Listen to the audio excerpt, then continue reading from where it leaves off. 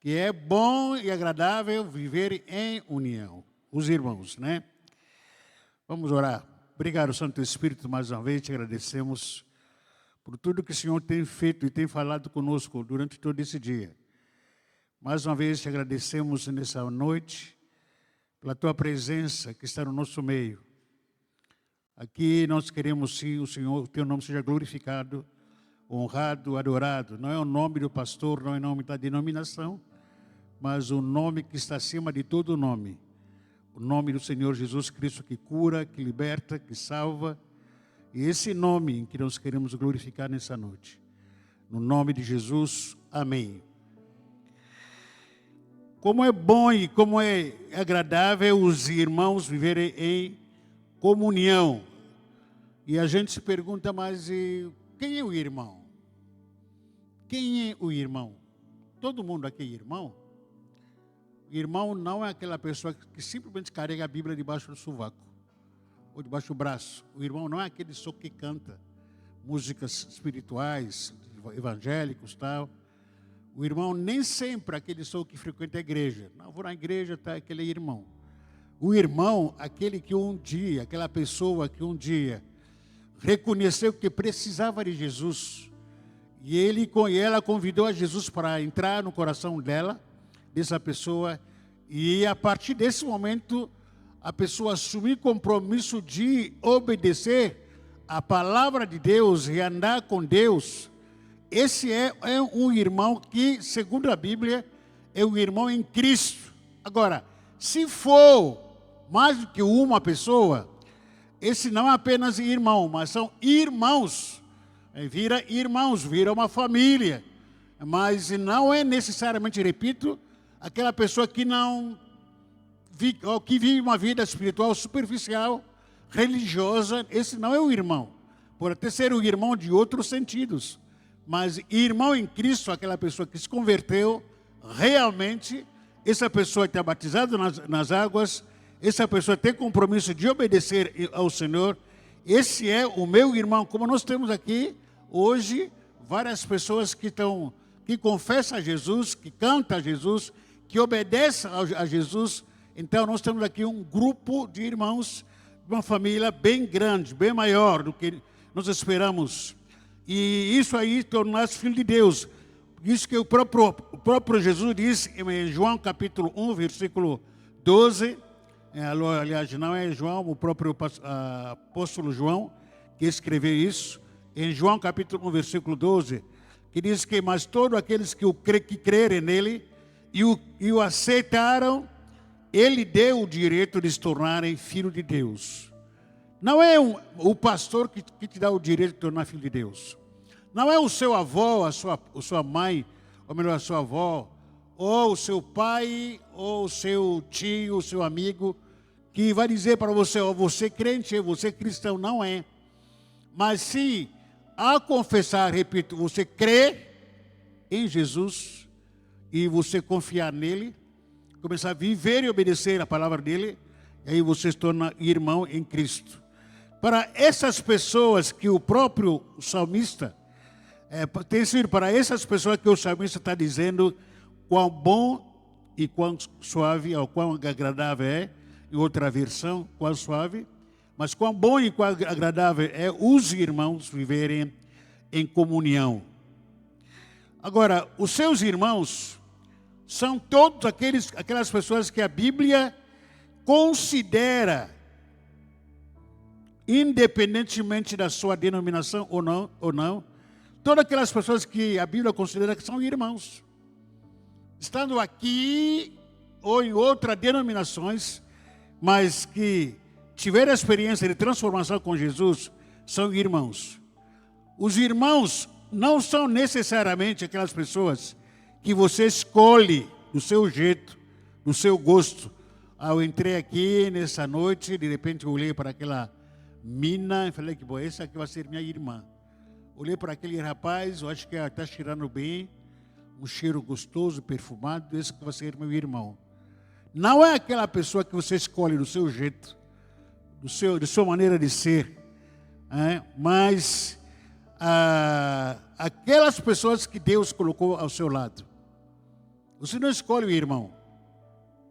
Você não escolheu o irmão. Sabe de onde veio o seu irmão? Deus que colocou ele aqui. Deus que colocou ele nessa igreja, o seu irmão. Porque amigo a gente escolhe. Namorada você escolhe. Marido você escolhe. Esposa você escolhe. Vizinho, de vez em quando a gente escolhe, quando a gente consegue. Muda de uma casa aí, você fala, puxa, como é que é a vizinhança aqui? Se você souber que a vizinhança dá trabalho, fala que não quer ficar aqui não. Você pode escolher ou não. Esse tipo de relacionamento a gente escolhe. Até na empresa, colega você escolhe. Os colegas aqui são muito apavorantes. Não quero ficar aqui, escolhe. Quer trabalhar com calma. Então você escolhe qualquer tipo de relacionamento, de amigos, de vizinhos, namorado você escolhe. Mas irmão, não escolhe. Não escolhe irmão. Quanto aqui que se lembra, ou quanto aqui que tem na família biológica, mais do que mais do que o irmão, fora de você? Quantos que tem na família biológica? Eu tenho mais do que 2 irmãs, mais do que uma irmã, um irmão. Levanta a mão para eu ver, por favor. Levanta aí. Mais do que irmão. Glória a Deus.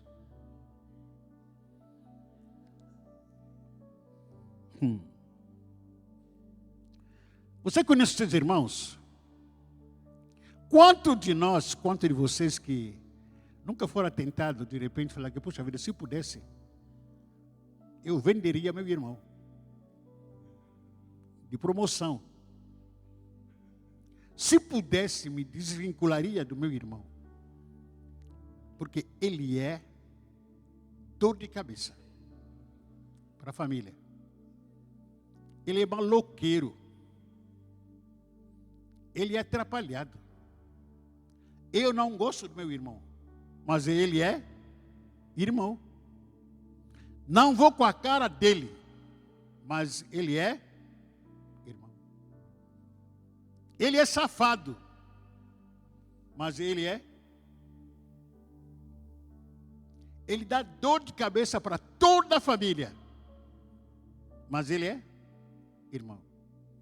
Fala muito, come muito, caloteiro, mas ele é irmão. Ele é irmão. Pega dinheiro emprestado, nunca devolveu. Mas ele é irmão. Nunca devolve meu dinheiro. Pegou a sua roupa, usou sem a sua autorização. Vontade de matar ele.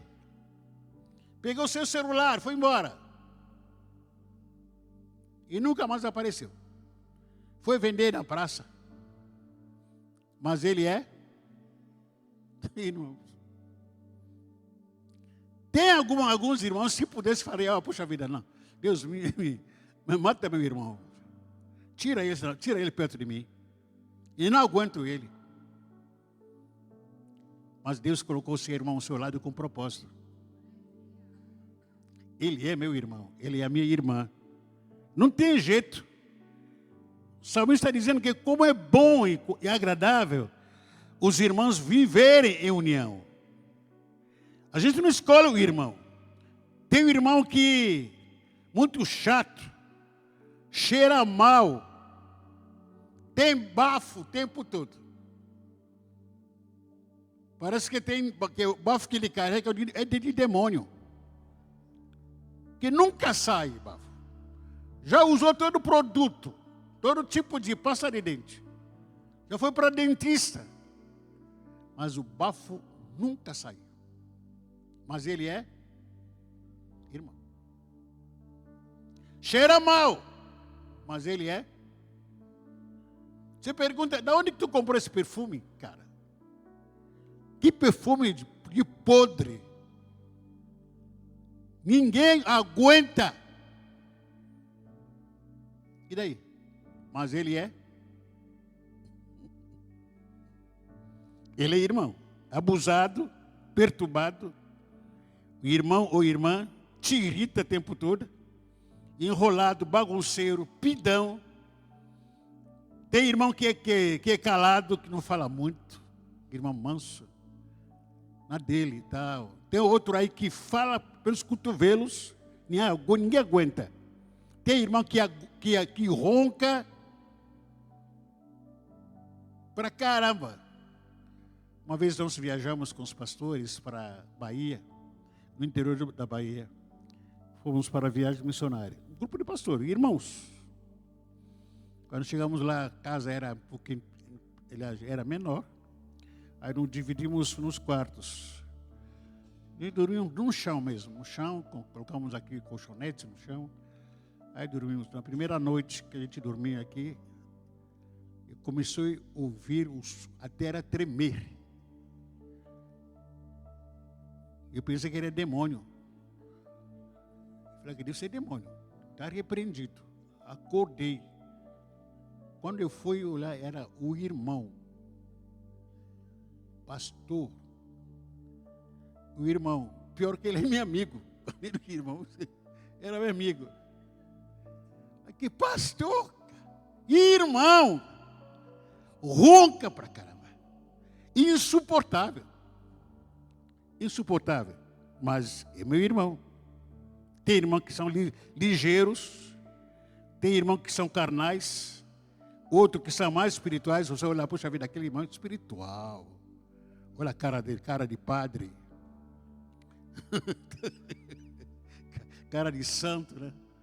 Olha aí, nossa, aquele é carnal, é bagunceiro. Esse aqui apronta muito. Esse é irmão carnal. Na igreja também é a mesma coisa. A igreja também tem irmão de todos os tipos.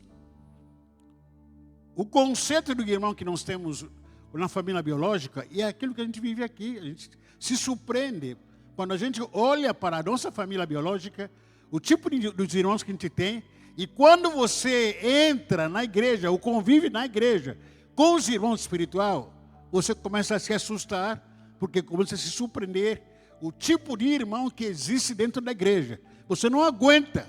É decepção para você olhar para o irmão em Cristo, que é o seu irmão, aí começa a olhar para o irmão fofoqueiro. O irmão é muito bagunceiro. O irmão malandro. Não, aquele irmão que é muito fedor. Aquele irmão é pobre. Aquele é rico. Aquele não usa roupa de marca. Você começa a olhar para as circunstâncias e diversas situações em volta de você, perdão, e você começa a se assustar. Começa a ficar frustrado com suas expectativas, porque você achava o seguinte: eu vou entrar na igreja, eu vou ser membro da igreja, então todo mundo é santo. Todo mundo vai ser perfeito. Todo mundo vai começar a andar dentro da igreja, aquele áurea, no meio do culto. Essa é a expectativa que eu tinha. Quando eu recebi convite para vir no Brasil. Eu recebi convite para vir estudar aqui no Brasil, e eu pensei, puxa vida, a faculdade que eu vou fazer é um ambiente de padre. Vai ser áurea, lá todo mundo branco, todo mundo. Então vou entrar naquela faculdade, todo mundo vai ser santo naquele lugar. Começar a usar bata branca e tal. E falei que não, vou lá. Quando eu cheguei aqui, não sabia que os primeiros 3 meses tinha que aprontar para calores. Aprontar os calores. Não esperava isso, não. Aqui não é um lugar santo, de homem santo. Pior. Aqui tem irmãos. Tem irmãos. Uma das vezes colocaram um balde de água em cima na porta do quarto, porta do quarto, do nosso quarto. A gente dormia, os homens dormiam num quarto, outras aí, quarto divididos, as mulheres estavam virando para o outro lado. Aí colocaram um balde de água em cima da porta. Aí todo mundo que entrava, abria a porta, aquela água. Quando eu vi aquilo, fiquei molhado, falei que, meu Deus do céu, aqui na faculdade de crente tem essas coisas, vontade de matar um irmão. Mas são irmãos que estão lá. Apronta. tempo todo aprontação, tempo todo apronta, tempo todo brincadeira. Eu não aguentei muito, não aguentei, porque a minha cultura, a nossa cultura naquela época, a gente brincadeira, não, essas coisas, de fica brincando, fica falando palavrões, fica aprontando o tempo todo, a gente não suporta isso, a nossa cultura. Foi quando eu fui reclamar com um dos diretores da escola. Eu falei que, poxa vida, não está aguentando a cultura brasileira. Ninguém leva nada a sério. Toda hora é brincadeira, toda hora é brincadeira, toda hora é brincadeira, toda hora é palavrões. Ninguém leva nada a sério. O professor tão sábio olhou para mim e disse, você está no Brasil. Se você querer mudar um brasileiro, esses brasileiros que estão aqui, você vai ser obrigado para mudar toda a nação inteira de brasileiro. Porque a cultura desse, nossa cultura é esse. Talvez para você não é só cultura, mas a nossa cultura no Brasil é essa que a gente brinca. Brinca entre irmãos. Então, uma das duas umas. Ou você muda, se contextualiza na cultura brasileira, ou você vai ter que sofrer, vai ter que sair. Foi o macete que eu peguei. Falei, então eu preciso me aculturar, cultura brasileira. Já que eles estão brincando comigo, me aguardem, eu também quero aprontar. Aí foi quando eu comecei a brincar também no meio dessa cultura. Mas eu não tinha esse conceito, né, de que no meio dos irmãos haveria esse tipo de coisas. Muita crente que vem entrar na igreja se decepciona muito com a igreja porque acha o seguinte, não, vou entrar na igreja onde que vou ser bem recebido, bem acolhido. É lógico, a intenção de todos nós aqui é te receber muito bem. Porém, não se assuste de repente quando você passar por aí ouvir um fedor do irmão. Que fede. Cheira chulé, cheira bafo, mas é irmão em Cristo. Amém? Está assustado? Em todo o nosso relacionamento, logicamente, você escolhe os seus amigos, marido, como falei, esposa, namorado. Namorada você escolhe. Mas irmão em Cristo, não foi você que escolheu. Quem escolheu o irmão? Quem te deu o seu irmão? Até existe alguns momentos que alguns casais, alguns namorados dizem, Deus me deu minha esposa. Não, Deus não te deu, não, esposa não. Você que escolheu. Agora tem que aguentar a pancada. Namorado você que escolheu às vezes. Não foi Deus. Você olhou, olhou para a franja, olhou para o cabelo, olhou para a bochecha e falou que não, você que quer. Deus estava lá, escolhendo. Porque se Deus se escolheu para você, por que no mesmo tempo também que Deus escolheu esse namorado, esse marido para você, daqui a 6 meses você quer se afastar dele, quer divórcio? Que complexidade nisso aí? Qual é a lógica disso? Deus escolheu, vou casar, está aqui a minha esposa. Daqui a 1 ano, daqui a 2 anos, Deus desfaz. Deus escolhe. Deus tira. Quem escolhe é você. A responsabilidade de cuidar é contigo. Deus te ajuda, te ajuda. Relacionamentos também são assim. Você escolheu fazer parte, escolhi. Mas a questão de manter relacionamento, isso é com você, não é com Deus. E para isso que a Bíblia diz que tem que ter que usar muita sabedoria. Eu preciso ter sabedoria de saber conviver com diversidade, com vários tipos de cultura, com vários tipos de comportamento, de caráter que fazem parte dessa família chamada igreja. Nós não escolhemos os nossas namoradas, nosso namorado, nosso marido, nossa esposa. Nós escolhemos. Mas como é que nós devemos viver em meio a essa complexidade que a gente que a gente percebe pessoas que chateiam a gente, pessoas que são indiferentes no nosso meio, tem vários tipos de comportamento, vários tipos de irmãos com características diferentes. Aquelas pessoas que a gente nem gosta, não quer nem saber tal. Ele é irmão em Cristo. Não, se dependesse de mim, eu tirava ele aqui, procurava uma igreja lá na ilha. Sozinho ficava lá. É só para fugir desse irmão. Porque não vou com a cara daquele aí. Cara feia. Não quero falar com ninguém. Irmão, não você que escolheu.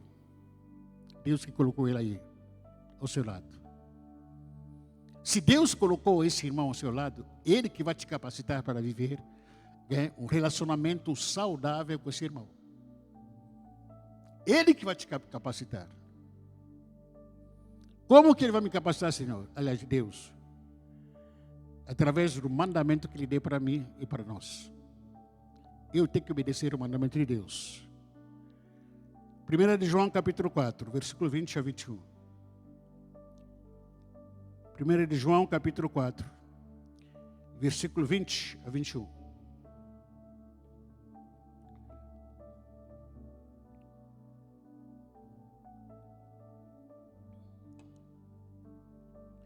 Primeira de João capítulo 4, versículo 20 a 21.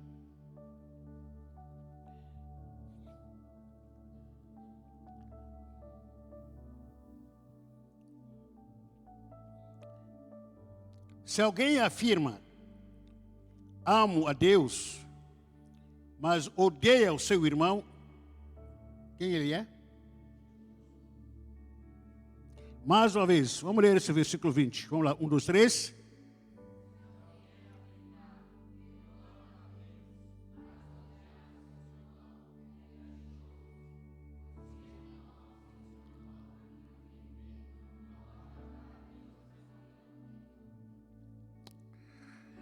Irmãos, essa é uma das verdades bíblicas que a gente quer relativizar por causa das nossas fugas comuns. A gente odeia irmãos. Essa é a grande verdade. Tem algumas pessoas que nós odiamos dentro da igreja. Se pudesse, a gente matava essas pessoas dentro da igreja. Se pudesse, a gente enforcava essas pessoas dentro da igreja. Se pudesse, a gente fazia macumba, gospel com essas pessoas. E existe isso. Porque uma vez eu já li esse versículo com algum irmão dentro da igreja. Quando veio falar para mim que pastor, não aguento, eu não vou com a cara daquele rapaz, daquela moça. Perguntei, você é crente em Cristo Jesus? Falei que eu sou. Você ama a Deus? Amo a Deus. Então está endemoniado. Porque se você ama a Deus e odiar o seu irmão, quem ele é? E o mentiroso é filho de quê? Então tem um monte de gente endemoniada. Porque não tem conexão alguém afirmar que amo a Deus. Eu vou odiar a ele. Eu não vou com a cara daquele aí. Não tem como isso. Se você ama a Deus, então tem que amar também o irmão. Porque o irmão, Deus que colocou ao meu lado, ele está aqui por causa de Deus. Não uma escolha pessoal. Não uma escolha de vontade. Eu sou de uma cultura diferente, vim de longe, de outro país. Tu acha que se fosse escolheria vir aqui? Não. Como já contei em várias testemunhas dos irmãos, aliás, meus testemunhos, tem um livro que escrevi sobre isso. Eu não quis vir para o Brasil. Não por questão de discriminação, não. Nada que me atraía aqui no Brasil. Porque tem colega, tem amigos, né, que eu posso dizer. Amigos, tem familiar que mora na Europa. Até hoje minha filha está lá na Europa. Recebi vários convites, vários convites. Vem morar aqui. Falei, eu quero ir aí. Me aguarde. Fiz tudo possível para poder viajar para lá, para estudar para lá. Eu queria ir para lá, porque lá é interessante. Lá a cultura é diferente. Lá, entre aspas, você ganha dinheiro fácil. Mas Deus falou que não. Não vai para lá, não. Para a Europa, tu não vai.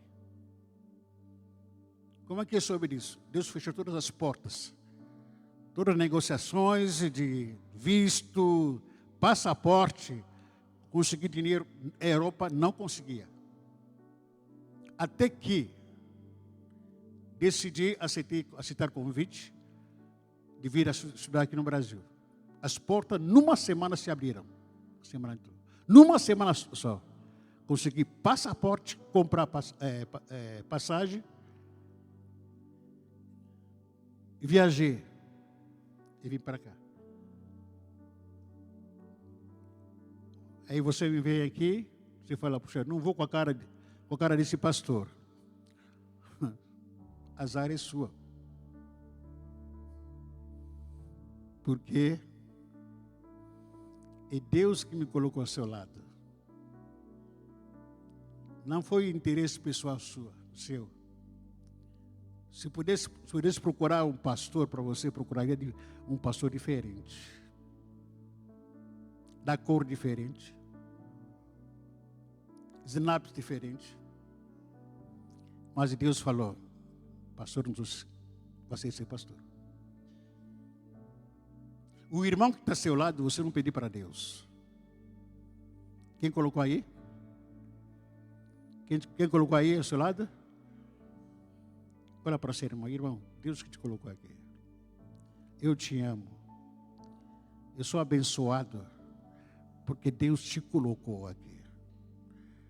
E Deus me colocou também ao seu lado. E estamos juntos.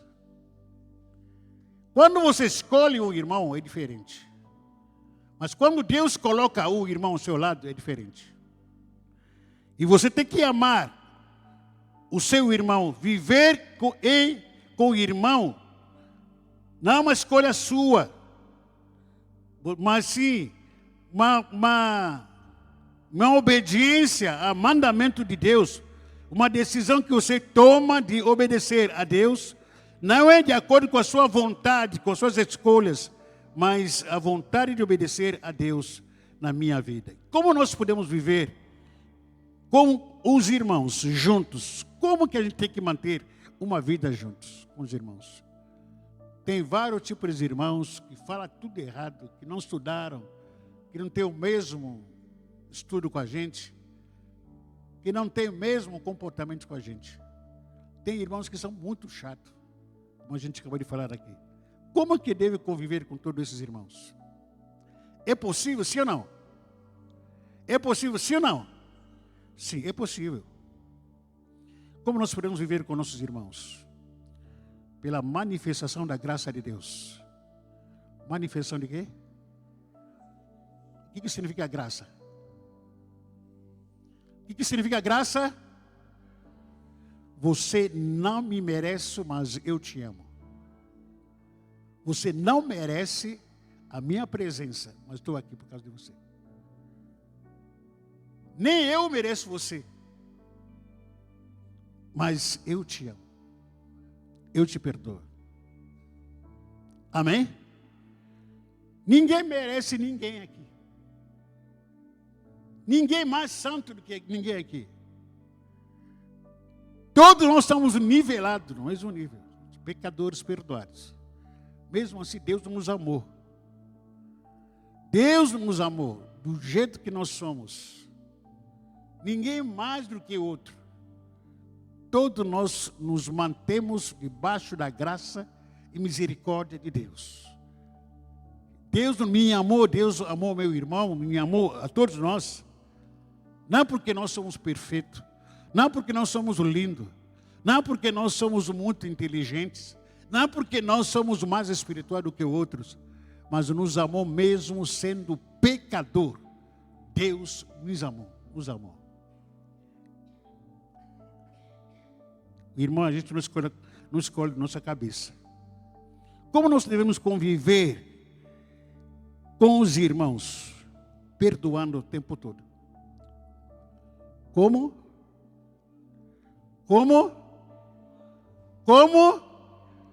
Tempo todo. Perdoar. Da mesma maneira que você é perdoado. Toda hora. Toda hora pisa na bola. Mesmo que você não percebe, mas você pisa na bola. Mesmo que você é calado, mas pisa na bola. Às vezes você peca de situações que nem você percebe, perdão. Mas você passou por pessoas que você nunca cumprimentou, nunca cumprimenta, nem fala, passa calado em meio a algumas pessoas ficam tristes contigo, porque não cumprimentou. É comum isso, porque você não abraçou, porque você não falou. Agora, como conviver com esse tipo de cultura? É perdoando.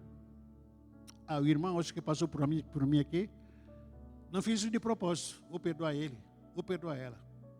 Ele é meu irmão. Está cheio de defeito, ele é meu irmão. Eu vou aguentar ele, vou suportar ele. Comprou coxinha lá atrás, lá não me deu, mas eu amo ele. É meu irmão. Vou comprar caldo verde e não deu nada para mim. Não tem problema, é meu irmão. Nós temos irmão egoísta, é irmão. Tem irmão que quer comilão, é o irmão. Não tem problema. Independente daquilo que ele está fazendo, falando a meu respeito, mas ele é meu irmão. Eu não vou trocar de irmão, porque Deus, não foi eu que colocou ele aqui, mas foi Deus que me deu ele. Como nós devemos conviver com nossos irmãos? Através de amor sacrificial. Que amor que é? Eu amo, por isso que eu me dou para meus irmãos. Eu me dou para a igreja, para a nossa igreja. Eu faço tudo que eu puder fazer. Vou me sacrificar por causa dos meus irmãos. Jesus Cristo, Ele fez isso por mim. Se sacrificou por mim. Ele se entregou para a minha vida. Porque Ele é meu Deus. Para nos transformar, nos tornarmos como irmãos.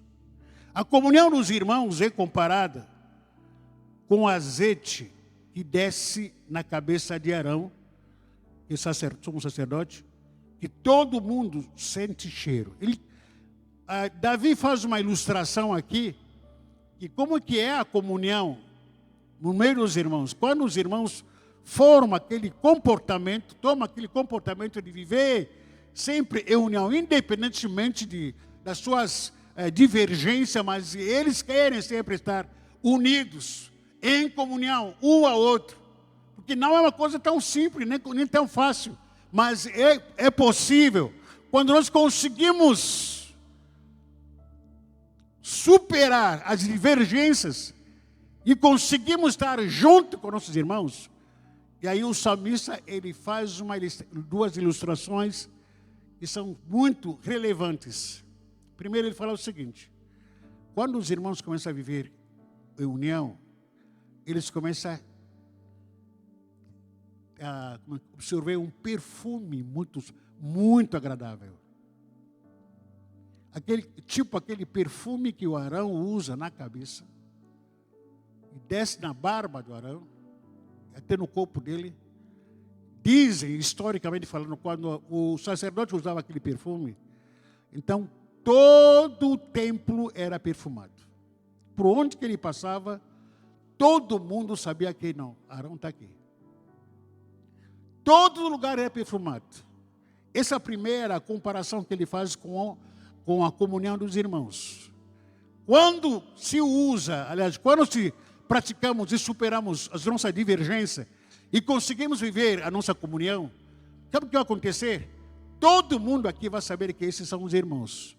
A vizinhança da nossa casa, a vizinhança do nosso trabalho, na nossa rua que a gente mora, no prédio que a gente mora, todo mundo vai saber que esse povo aqui são irmãos. Não somente por causa da música que a gente canta, mas eles estão perfumando um perfume que agrada, muito agradável. A segunda ilustração que o próprio salmista está dizendo aqui, compara com a comunhão dos irmãos, é aquele como orvalho que desce do Monte Hermon. O Monte Hermon, ele lá não, principalmente agora no inverno, ele ficava muito congelado, lá em cima. E lá embaixo era seco. Então, quando ficava tão congelado, com o tempo aquela água foi se derretendo, vai se derretendo, vai descendo, vai correndo até nos montes lá no vale. E aí, por onde que aquela água passava, aquela água que derretia, lá em cima, vai descendo lá embaixo, por onde que aquela água passava, regava a terra e todo o plantio que encontrava lá, e todo aquele plantio que estava já morto, a terra que estava seco, começou a ter vida. Por causa de quê? Da comunhão. Quando há comunhão, há vida. Quando há comunhão, tudo que está morto, recebe vida. Quando há comunhão, há duas recompensas que a gente recebe. Em primeiro lugar, onde há comunhão, Deus ordena. Ordena o quê? Esse clamor pela bênção, né? Ah, Deus me abençoa, Deus me abençoa. Não, não é coisa do irmão, não. Não é coisa dos irmãos. Um povo implorando pela bênção. O povo que implora pela bênção é porque não vive em comunhão, não. Porque quem vive em comunhão, Deus ordena a bênção, não precisa implorar, não. A igreja que vive em comunhão, o grupo que vive em comunhão, o ministério que vive em comunhão, não precisa estar implorando, Deus me abençoa, Deus nos abençoa. Não. E Deus, como fala o seguinte: vocês não querem obedecer a minha palavra de viver em comunhão. Você está implorando a bênção? Não vou dar, não. Você quer ser abençoado? Vive em comunhão. Quebra os preconceitos. Quebra suas limitações. Quebra suas resistências de não querer falar com fulano e tal, porque ele é assim, porque aquela aí é assim. Quebra isso. Vamos romper para a gente conseguir andar juntos. Falar a mesma língua juntos. Apesar das nossas limitações, aí Deus ordena bênção naquele lugar, ou naquela igreja, ou naquela família. Não somente bênção que Deus ordena. O que mais ele ordena? O que é? Lê na Bíblia, está na Bíblia. Ele ordena bênção e vida para sempre. Se Deus pode ordenar bênção e vida para sempre, pensa o inverso. Então, onde não há comunhão, o que tem? Morte, maldição. Você quer ser amaldiçoado? Nós queremos morte ou queremos vida? Você quer morte na sua casa, na sua família, ou quer vida? Sabe por que a sua família está destruída? Não tem vida? Porque não há comunhão. Porque o pai ou o marido falam uma coisa: que na sua casa não tem cabeça, só tem pescoço. A mulher fala uma coisa, os filhos falam uma outra coisa. E a casa está perdida. Cada um quer mandar. Porque não há comunhão em casa. E nós estamos extremamente hoje, a nossa cultura de hoje, estamos, enfim, extremamente perdidos. Porque estamos desiludidos, ou melhor, iludidos com a instituição chamada família. Ninguém mais acredita na família. Para nós, se pudesse, a gente viver do jeito que está. Deixa o jeito que está ótimo. Ninguém mais quer aceitar a família. Há algumas teses por aí que alguns defendem, dizendo que família não é necessariamente aquele que do mesmo sangue. Não sei onde que eles escreveram, que eles leram isso. Família tem que ser de sangue, sim. Tem que ser de sangue. Agora, aqui no mundo espiritual, família tem que estar em Cristo Jesus, sim. Se nós estamos em Cristo, nós somos uma família. Não tem como pensar diferente. E nós queremos ser abençoados na unidade. Queremos sim, ter vida na unidade. Nós não queremos perder essa oportunidade. Tira isso na sua cabeça que a família não presta mais. Porque um dia o seu pai, a sua mãe te abandonou. Tira isso na sua cabeça. Porque sua família não é mais unida. Aí não tem mais uma família que você pode acreditar.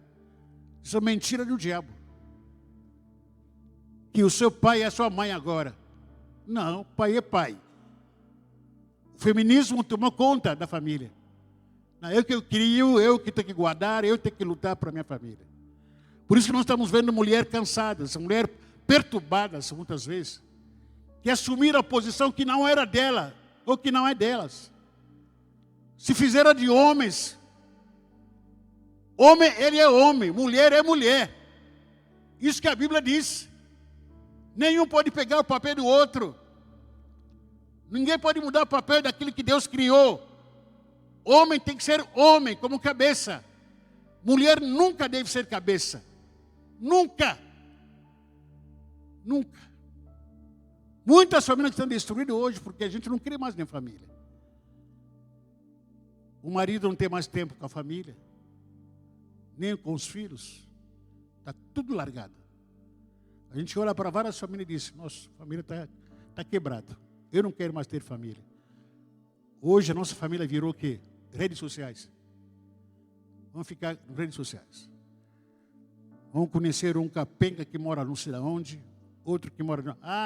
nosso grupo aqui é grupo de redes sociais. Que nossa família. Aí coloca aquele grupo, família. Mal se conhece, os seguidores. Nunca se conheceram. Às vezes é um grupo de caloteiro, de bandidos. Você criou uma rede de gente que você nem conhece. Enquanto a sua família que mora contigo, que dorme contigo, de onde você saiu, você não tem nem tempo de conversar. Deus quer restaurar a sua família. Em nome de Jesus. Vamos colocar em pé.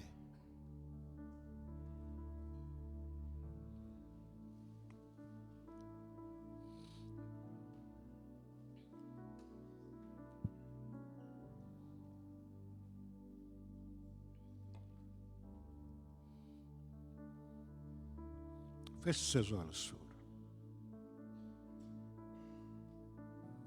Você precisa voltar para a família e valorizar a sua família.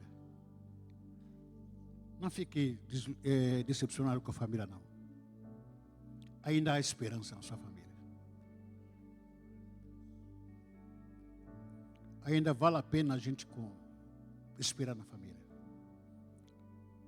Deus é Deus da família. Deus não largou a sua família. Não. Deus não abandonou a sua família. Ele continua confiando, ou esperando, melhor dizer, para que vocês se disponham para que a sua família seja restaurada, curada. No nome de Jesus. E Deus quer curar. Deus não mudou. Deus não mudou. Ele está com a gente. Ele está aqui entre nós. Deus é o Deus da família. E nós queremos, antes de tudo, fazer 2 orações aqui. Primeiro, orar pela família, a sua família. Você que está sem esperança pela família, família quebrada, família perdida, porque está destruída. Nós queremos orar pela sua família. Sai bem rápido aqui, vem aqui na frente para a gente orar pela sua família. Não aceita a ruína da sua família. Não concorda com tudo que o inimigo ou até aquilo que a sociedade está dizendo sobre você, sobre a sua família. Tudo quanto é coisa errada sobre a família. Vale a pena sim viver em família. Vale a pena. Vale a pena. A sua família, essa família de sangue, vale a pena. Da onde você nasceu, da onde você pagou um preço para levantar a sua família. Que o inimigo está destruindo. No nome de Jesus Cristo, Deus quer restaurar a sua família. Então, sai do seu lugar para a gente orar por você. Vem aqui na frente. Venha representar a sua família aqui na frente. Nós queremos orar pela sua família, em nome de Jesus Cristo. Para a glória do Senhor. Como é que está a sua família? Quer largar ela? Não, do jeito que está ótimo. Não, não está. Não está. Não está, não está. Não está. Deus é Deus de família.